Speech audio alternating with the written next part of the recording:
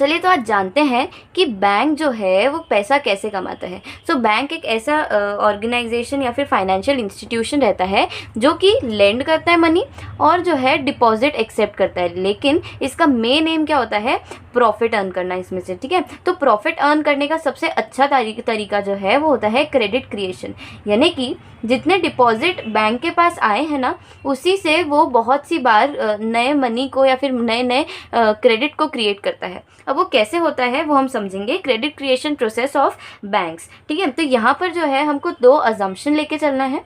पहला अजम्पशन हमारा ये है कि पूरी कंट्री का जो बैंकिंग सिस्टम है ना, ये एक ही यूनिट है। ठीक है, और दूसरा अजम्पशन हमको लेना है कि जितने भी रिसिप्ट्स हैं और जितने भी पेमेंट्स हैं ना, हम बैंक के थ्रू ही कर रहे हैं। मतलब कि there is no role of money और there is no role of any other kind of transaction. केवल हम सारे ट्रांजैक्शन जो है वो बैंक से ही कर रहे हैं। ठीक है, तो यहाँ पर क्या होता है कि हर बैंक को कुछ कैश रिजर्व जो है वो अलग रखना पड़ता है अपने टोटल डिपॉजिट्स में से।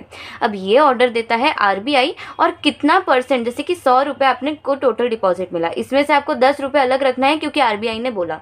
अब आरबीआई ऐसा क्यों बोलता है, इसका दो कारण होते हैं। क्योंकि हम ये अज्यूम करके चलते हैं कि कभी भी जो डिपॉजिटर्स होते हैं वो अपना पैसा मांगने आ सकते हैं, रिटर्न वैल्यू मांगने आ सकते हैं। दूसरा हम यहाँ पे अजम्पशन ले सकते हैं कि चूंकि बैंक में कॉन्स्टेंटली न्यू डिपॉजिट्स आ रहे होते हैं, इसीलिए हमको पूरा का पूरा मनी साथ में रखने की ज़रूरत नहीं होती, केवल कुछ फ्रैक्शन में रखना होता है, और उस फ्रैक्शन को बोलते हैं अपन कैश रिजर्व रेशो। ये डिसाइड करने का काम जो होता है ना, ये आरबीआई का होता है। तो चलिए अब एक एग्जाम्पल से लेकर बात करते हैं। सपोज एक बैंक में 100 रुपये आए हैं एज अ डिपॉजिट। ठीक है, कोई एक्स कस्टमर है, उसने अपने डिपॉजिट जो है बैंक में रखे। ठीक है, अब इसमें से कैश रिजर्व रेशो रखना ही पड़ेगा अलग, वरना आरबीआई जो है वो पेनल्टी लगा देगी। तो सपोज कैश रिजर्व रेशो जो है वो है आपका 20%। तो इसमें से 20 जो है मैंने लिख दिया अपना CRR। ठीक है, अब बचा कितना मेरे पास 80। मतलब कि ये पैसा जो है वो मैं किसी भी बोरोअर को दे सकती हूँ कभी भी जब उनकी नीड आ रही है। तो ये आपका टोटल डिपॉजिट है, ये पोटेंशियल डिपॉजिट है। ठीक है, तो फिर उसके बाद क्या है कि जब ये 80 रुपीज़ किसी ने मुझसे बोरो करे, सपोज कोई इंडस्ट्रियलिस्ट है, उसने बोरो करे क्योंकि उसको नया प्रोडक्शन करना है ना। अब ये पैसा जो है वापस से नया डिपॉजिट बन जाएगा। क्यों?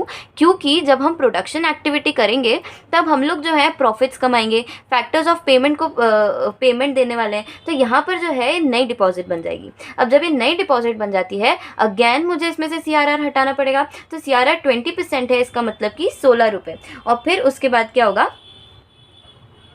रिमेनिंग 64 रुपीज़ में फिर से जो है कहीं ना कहीं किसी भी इंसान को लेंड कर दूंगी। अब वो पैसा वापस से बैंक में आएगा, है ना, 64 रुपीज़, और इस पे क्या होगा, फिर से जो है आपका CRR कट जाएगा, दैट इज़ 12.8 रुपीज़, और फिर आपके पास बचेगा कुछ 51.2 रुपीज़ लेंड करने को। और ये प्रोसेस, ये वाली जो डिपॉजिट की अमाउंट है ना, वो यहाँ टोटल में नहीं आ जाती। ठीक है, तो जब यहाँ पर आ जाए ना, इसका मतलब कि बस आप इस 100 रुपये से इतनी बार ही क्रेडिट क्रिएट कर पा रहे हो। ठीक है, तो ये कैसे कैलकुलेट हो जाता है, तो इसको कैलकुलेट करने का तरीका है थ्रू मनी मल्टीप्लायर। अगर आपको ये वीडियो अच्छी लगी हो और कुछ नया सीखा हो और इसके आगे के कॉन्सेप्ट्स अगर आपको जानने हो, so do subscribe to my channel, और ऐसी ही वीडियोस के लिए डू सपोर्ट मी।